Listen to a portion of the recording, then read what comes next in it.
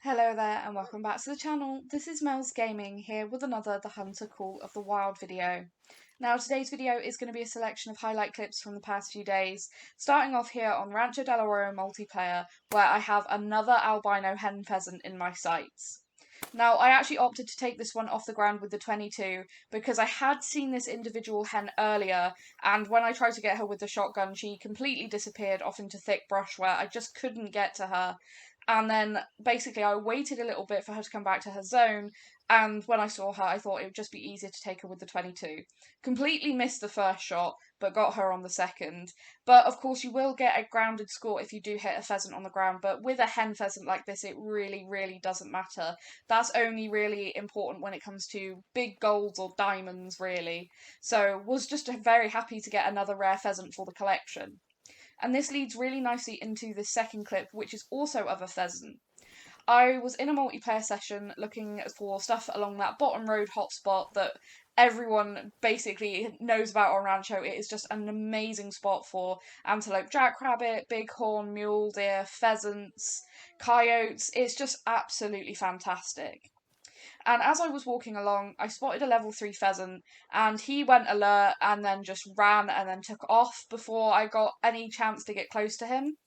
And I was tracking him and I was catching up to him pretty well when unfortunately the entire multiplayer session completely crashed and the session was just gone. So when I came back after reloading my game, there was nothing there. There was no session to rejoin to try and catch up with it again.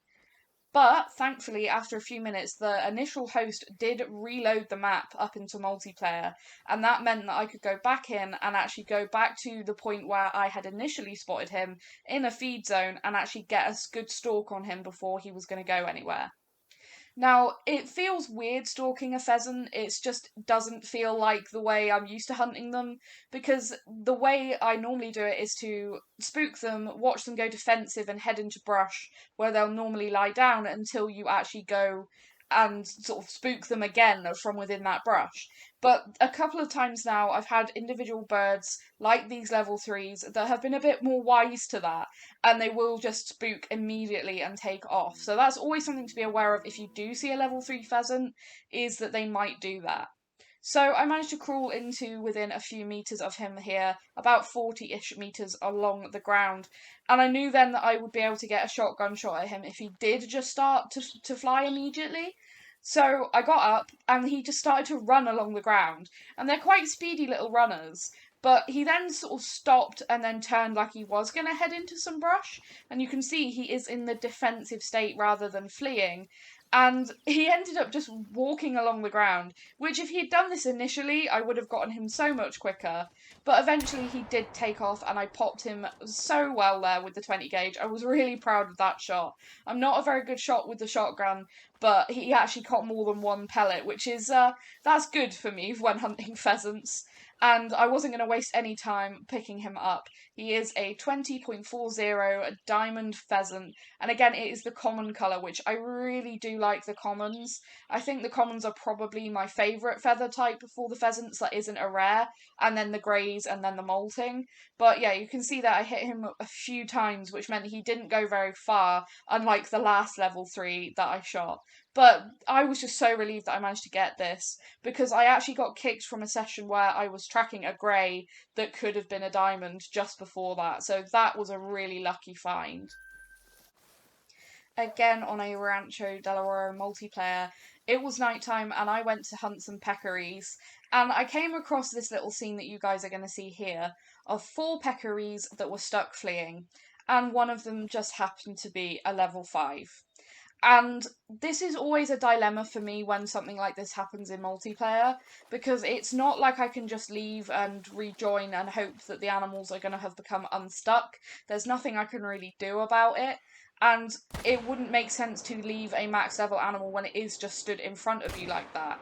So I shot him, and I decided that I would shoot the other ones that were stuck, just in case they somehow unstuck themselves, because I've seen this happen a lot on Rancho, where animals will get stuck, they'll be stuck for like 30 seconds and they'll unfreeze themselves. And the last thing I wanted was to actually be in the harvest screen claiming him and get killed by the other ones once they became unstuck. But he did actually just make diamond, only a small diamond at 145.30, but a diamond nonetheless. But situations like this are unusual. I never really know quite what to do with when something like this happens. Like I said, there's not a whole lot I can really do other than shoot it. I mean, I could leave it, I guess, but then I'm missing out on something that isn't my doing. It's just part, unfortunately, of the game. Especially on Rancho, a lot of animals become stuck around water, and I saw so many in that same session that were around the lake and then they would end up freezing, whilst animals that weren't around the water were absolutely fine. So very strange, but definitely seem to be a little bit of an issue at the moment. Over on Silver Ridge Peaks, I was once again out in the plains, mainly looking and hoping to find an albino bison, and this area had sort of been hunted recently, but I found this walking around, a level 5 mule deer. And I absolutely love level 5 mule deer. These big ones like this just look so impressive. Of course, it's not as much fun finding a level 5 troll, but there was no way that this guy was going to troll. I knew this rack makes diamond, and it was also a rack that I didn't have in the lodge, so I was really happy to find that because now I have 4 different diamond racks for mule deer in the lodge, which looks really awesome. I didn't have this one that has the sort of drooping tine. But yep, made diamond. I actually double lung and heart shot him there, which is why he dropped instantly. At 323.10, a really nice, good size diamond mule deer. I really love them. I just think they look so impressive. And especially like in the lodge, those antlers are just huge. Compared to the size of the body, they're just amazing. I really, really love finding these guys. Once again on a Rancho Del Oro multiplayer session, I came down to the road spot in the bottom of the map that is just so good for all of those different species. And what did I find? Another level 5 mule deer. Now, I almost spooked this guy. He was actually alarmed when I initially spotted him. But that is the same rack as the one I shot in the previous clip. Both of these bucks were shot within a couple of hours of each other. And it's just so funny how Call of the Wild goes. I don't get one that has this rack and then I get 2 within a very short space of time. And it is so cool to see an animal like this at night. It's not necessarily what you'd expect. It is a little bit different to hunting animals always in their drink zones to actually be hunting one whilst it's feeding at night. Now, this buck died a little bit slowly for my liking, and I was slightly concerned that my shot might not have been as good as I had hoped. But I was kind of thinking, well, what else would I have hit that would have killed him that quickly? And walking over to him, I did see vital blood. But this guy is actually a blonde compared to the common one I shot earlier, so a little bit different. And I actually claimed him just as the host changed the time. Now, changing the time can make animals despawn. I've seen it myself. So I'm really lucky that I actually managed to claim that. And I think that's why there was a small amount of lag between me clicking claim and it actually picking the animal up. I am so relieved that I got that done in just literally the perfect amount of time. But it was a left lung shot. It almost clipped the right lung as well, but just not quite. But yeah, 2 mule deer, 1 blonde and 1 common, both with the same style of rack. So I just love these. I think they look so cool, and they are always so impressive to see in the lodge. Moving on to a clip from Te Awawara multiplayer, it was Sika deer drink time and I was here looking to try and find an albino, which is something I'd love to add to the lodge. And I dragged my spotting reticle just across that there and saw the huge set of antlers, and of course when I spotted it, it was a level 5. But not just any level 5, a level 5 with one of the biggest estimates I've ever seen on a Sika of 209 to 251. So that's a guaranteed diamond by quite a bit, and that estimate is just huge. So I was hoping that this could be one of my best Sika deer ever. This would be my 6th level 5, and I have more than enough room to put these guys in the lodge. They fit on the small plaques, and they look so much more impressive than just a mallard or something like that. But of course you can see the others around him aren't nearly as impressive when he lifts his head out of that brush. But because he was in that little bit of brush, I wanted to just be a little bit extra cautious and move around to make sure that there was nothing obstructing my shot. I have had weird stuff before where you see a very small amount of brush like that in front of him and it will actually catch a bullet. It only happens sometimes, but it can happen, and I thought I could just move around him and get a shot, considering as he was still calm and then just attentive, there was no real need to rush this shot. And just looking at him there, he is such an impressive size. And as he put his head down to drink, I saw that shot and I absolutely dropped him with the M1. The M1 almost feels unfair to use on Sika sometimes, with them being such a small little deer, but it is such an effective tool for dropping them in their tracks. And walking over to him again, just look at the size of those antlers compared to his body. A really impressive and beautiful looking animal, even though this isn't my favourite rack style for them. But 211.80 is a really good size diamond seeker when they make diamond at 198.70. That is a beautiful stag. It is the black fur type. Again, it's not. I would really like to get a red spotted one. I think that's a really, really nice fur type for these guys. But I also do quite like the black. But like I said, this isn't my favourite rack style. I kind of like the rack that's a little bit more square than this, where this is a bit more of a V shape. But like I said, always an impressive addition to the lodge. They look amazing. Now, this next clip, I could talk forever about what went on here, but long story short, I picked up the track of a female melanistic turkey. And unfortunately, as you can probably tell by the elk being spotted by someone else there on the left-hand side of the screen, and the fact that I'm checking the map, kind of panicky there, I am constantly being followed by someone. Now, this was a really weird situation. This person just did not want to stop following me. And when I picked up the track of this melanistic, I was not going to give in and let it go. Even though it was only a hen, I wanted to get it just because it was such a high pressure situation and I don't like being chased on multiplayer when I'm hunting something. He kept talking to me in capital letters and was begging me to find diamonds for them and stuff, and it's just not the situation you want in multiplayer when someone is just constantly following you, especially when you find something that you actually want to get. But I picked up the tracks there, and that was the melanistic, as I thought it was. Of course, they can be a little bit hard to tell when they're just flying past you like that, but walking up to her on the ground, you can see the jet black feathers. And I know that a lot of people might not have bothered with this only being a hen, but I really love the melanistic turkeys, and the hens look just as impressive on the wall mounts, in all honesty, because you can have all those feathers displayed out. And it's quite nice the pose I actually ended up shooting her in, because you can see all those black feathers on display. And they even have black feet.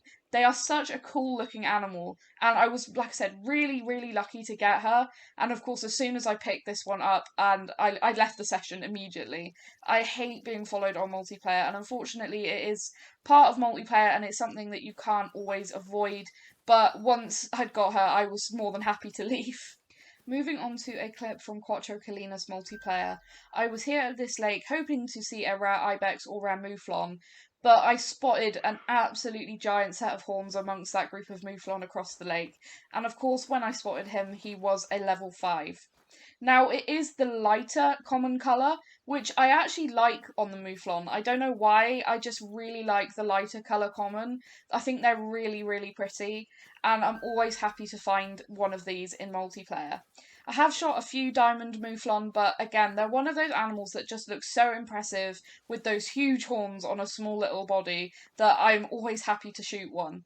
So I got the M1, and I knew that the M1 is just so strong, again, against an animal of this size, that I could just put a shot in him. As long as I kept it far enough forward, he would drop on the spot, which is exactly what he did. And that is just such a nice feeling with the M1, knowing that you can drop an animal like that, especially with the multiplayer being the way it is and crashing constantly at the moment. It is just a godsend having a gun that can just drop things like that. And like I said, I really love the markings on these. I think they're really beautiful. And he is a diamond at 182.20, and he is a little bit uneven. One of his horns is a bit bigger than the other, which I love about the true rack system. When they look like this and have that kind of difference, they look really, really good, as opposed to two antlers that are completely mismatched. this sort of thing looks really spot on. And that is such a lovely animal. Again, can go on the small plaques in place of like a duck or a rabbit. So just another nice little addition for the lodge. In the same multiplayer session, I came to this different lake looking again for rare mouflon or ibex, and I got a warning call there from a roe deer, and I spotted this albino rhodo fleeing. Now, normally I just wouldn't pay attention to a rhodo warning calling at me, which is why I didn't look at it immediately. So I kind of wish I had this time, but she wasn't going to go very far. Rhodos don't flee that far, but I really wanted to get this. I love the rare roe deer. I think all three of the rares, the melanistic, the piebald, and the albino, just looks so beautiful on this dainty and gorgeous little deer. I know a lot of people really don't like the roe deer, but I really do. I think they're a fantastic little animal. And it's probably because I have them living locally to me here in the UK, so I have real life experience of seeing animals, these animals out in the wild. And yeah, I think that gives me a little bit more of affection for them than perhaps someone that's not got that kind of experience. But seeing a snow white deer running around like that, it is such a cool sight.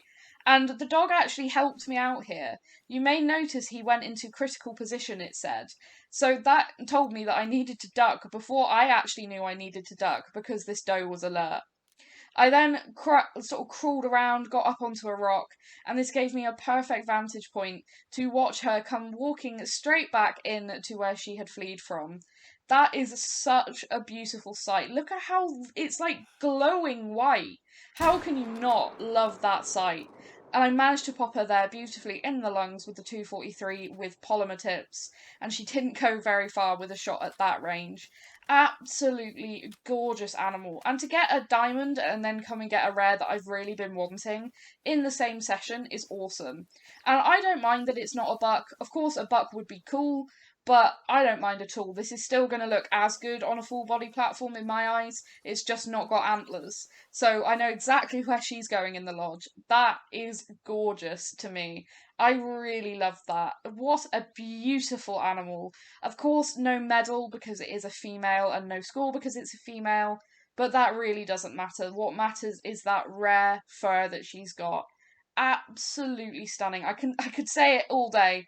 I love these little things. I think they're fantastic. Same with the musk deer because they're so similar to muntjac and Chinese water deer over here in the UK. Love them. I think they're fantastic.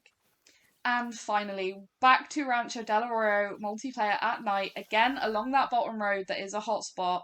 That is a melanistic antelope jackrabbit female track I've just picked up that you can see there on the right hand side.